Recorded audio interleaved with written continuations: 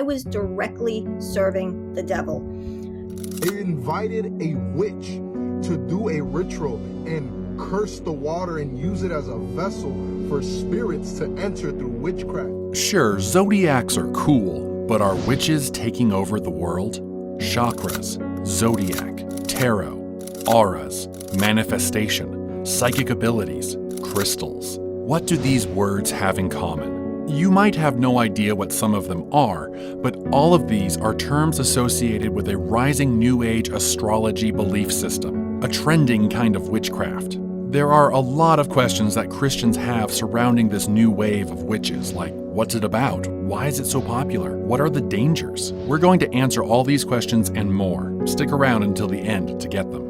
We've all probably read a horoscope in the newspaper or on social media at least once, rolling our eyes at the possibility of new love on the horizon because Mercury is in retrograde or something. If you haven't read a horoscope, it's basically a fortune-telling segment that comes from a belief system called astrology. If you don't know what that is, according to Oxford Dictionary, it's the study of the movements and relative positions of celestial bodies interpreted as having an influence on human affairs and the natural world. Basically, think of those people that don't believe in God but believe in the Earth's energy. Based on where the moon and planets are, the energy they carry can have an influence on what happens to us. This extends to things like tarot cards and crystals, all of which apparently have different special powers. Even though this is an extremely old practice originating sometime in ancient Greece, astrology and witchcraft have become increasingly popular in modern times. The first wave was in the 1970s, being labeled as New Age. Now we're experiencing another one, a new Age of astrology. Many celebrities have joined covens as part of their belief system. A good example of this is popular singer Lana Del Rey, who admitted that she joined a coven and created an occult ritual to keep Donald Trump from becoming president. She said, "Our thoughts are very powerful things, and they become words, and words become actions, and actions lead to physical charges. This is commonly known as manifestation, and Lana encouraged all of her fans to perform the ritual on 3 separate dates in order to sway the political vote." Sounds a bit like prayer, doesn't it? I've been feeling depressed since I was 13. Something's wrong. That's a lot. I don't want to do this anymore. I'm just ready to die at this point. I'm bawling my eyes out. I just said out loud, "Jesus, save me."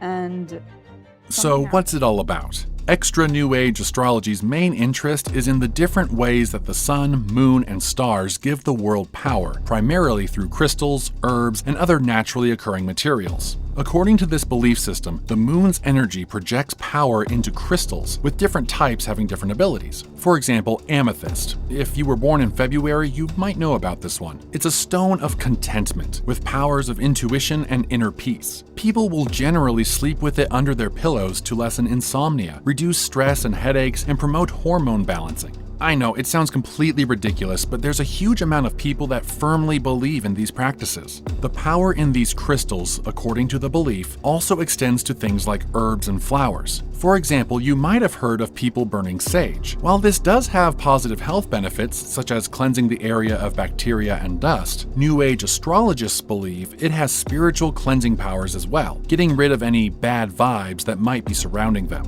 Seems odd, but relatively harmless, right? So why is everyone so obsessed with clutching crystals and burning plants? The short answer, they don't know where else to turn. The American Psychological Association completed a study on feelings of stress. They found that millennials, people aged 25 to 35, are the most stressed generation, and most likely to say that their stress has increased in recent years. This trend is only continuing with Gen Z, people aged 15 to 25. When people are stressed, they need something to give them comfort, and this is it. Humans are designed to believe in something that controls what's happening. It's not in our genetics to think that everything is just a cruel game of chance.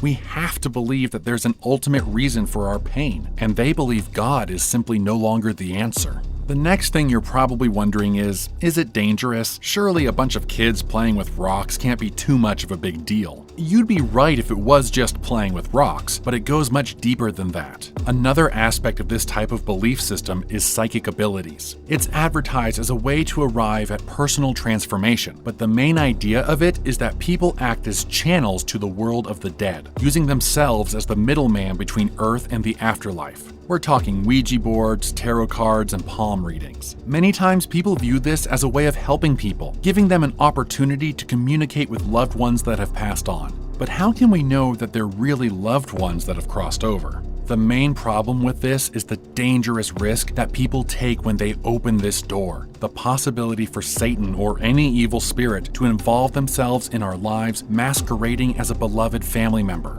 Jennifer Nizza, an ex-psychic turned Christian, shared a chilling story about an event like this. In her interview with Dr. Sean McDowell, she detailed an event where she was trying to contact the loved one of a client. The spirit that, using her words, came through was a demon, disguising himself as the woman's uncle who had shot both her and her brother. Jennifer described feeling immense hatred and darkness that chilled her to her core, causing her to be physically sick for days.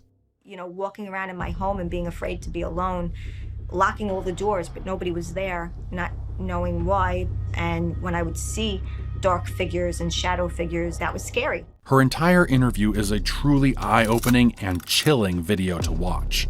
There have been numerous terrifying stories about what has happened to people who have tried to connect with the other side. Ouija boards have been around for years, acting as a seemingly innocent game to spook your friends, but they are no joke. People have relayed countless experiences across the internet of receiving scratches, waking up with bruises on their legs and arms, and even being held down and choked by what seemed like nothing. There are true dangers with attempting to connect with the spirit world, and it's something that the Bible speaks specifically about. 2 Chronicles 33:6, and he burned his sons as an offering in the valley of the son of Hinnom, and used fortune-telling and omens and sorcery, and dealt with mediums and with necromancers. He did much evil in the sight of the Lord, provoking him to anger.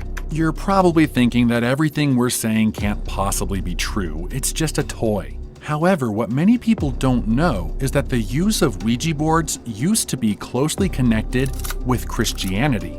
When the Ouija board was invented during the 1800s, Christians became obsessed with their spirituality and connecting with loved ones whose lives had ended. During that time, it was normal for people to pass on before the age of 50, and it was hard for people to cope with the short lives of their family members. In fact, seances and other rituals to try and connect to the dead frequently happened as a family activity after church. Unfortunately, when these rituals and seances actually worked, many people fell into a pit of darkness, overtaken with the spirits that they allowed into their lives and homes. If you do just a small amount of research, you will find countless true stories from people that have tried to connect with the other side. This will probably make you feel bad, but your loved ones that are in heaven aren't going to talk to you through a psychic medium or evil board. They're in heaven. God warns us that spirits are deceitful. He tells us in 1 John chapter 4 that you must test every spirit to ensure that they are really of God. And in Isaiah that the only person of the spirit world that we should be talking to is the Lord. It seems like a beautiful idea to have the opportunity to speak with your loved ones that have passed on, but the dangers are just too great.